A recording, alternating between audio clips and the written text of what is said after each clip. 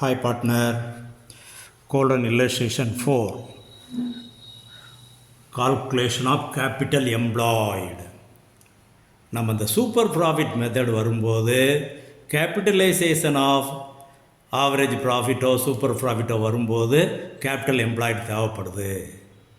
அப்போ முதல்ல calculate capital எம்ப்ளாய்டுன்னு கேட்டிருக்காங்க. டக்கு நம்ம படித்ததை முதல்ல ஞாபகப்படுத்தி பார்க்கணும். நம்ம என்ன படிச்சிருக்கிறோம்? ரெண்டு அப்ரோச் வச்சுருக்கோம்.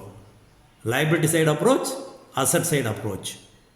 அப்போ லைபிலிட்டி சைடு அப்ரோச்னா அவர் கேபிட்டல் எவ்வளவு இன்வெஸ்ட் பண்ணியிருக்கிறாருங்கிறது அவங்களுடைய கேபிட்டல் ப்ளஸ் ஜெனரல் ரிசர்வ். இதுதான் பிஸ்னஸில் இன்வெஸ்ட் பண்ணியிருக்கிறது.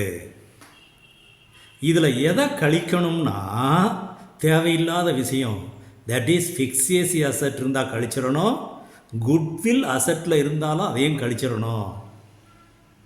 அப்போது deferred revenue expenditure, advertisement suspense, goodwill, இது ரெண்டையும் கழிச்சிடுறோம்.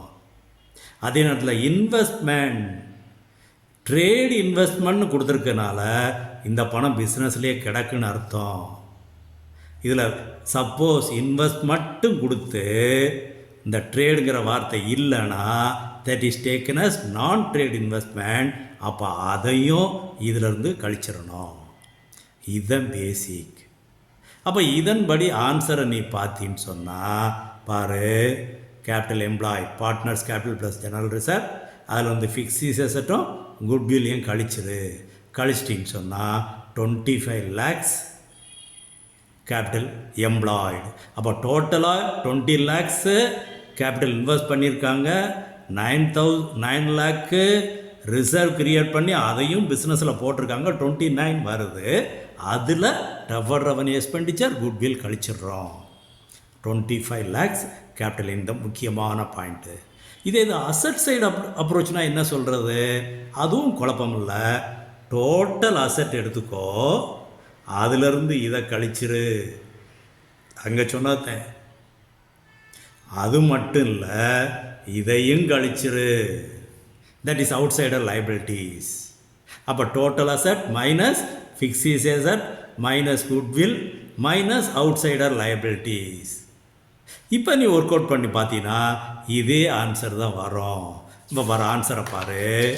Asset side approach, all assets except goodwill, non-trade investment and fixed asset.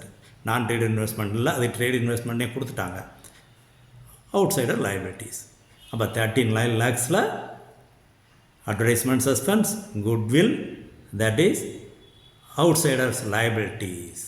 இதெல்லாம் கழிச்சோம்னா 25 lakhs. இது எந்த சைடாக இருந்தாலும் சரி கேபிட்டல் எம்ப்ளாய்டு இஸ் ஈஸி. அப்போ கணக்கில் குட்வில் வேல்யூ பண்ணும்போது பொதுவாக கேபிட்டல் எம்ப்ளாய்டுனா 2 பார்ட்னருடைய கேபிட்டல் மட்டும் கொடுத்து கேட்பாங்க, ஈஸியாக ஒர்க் அவுட் பண்ணலாம்.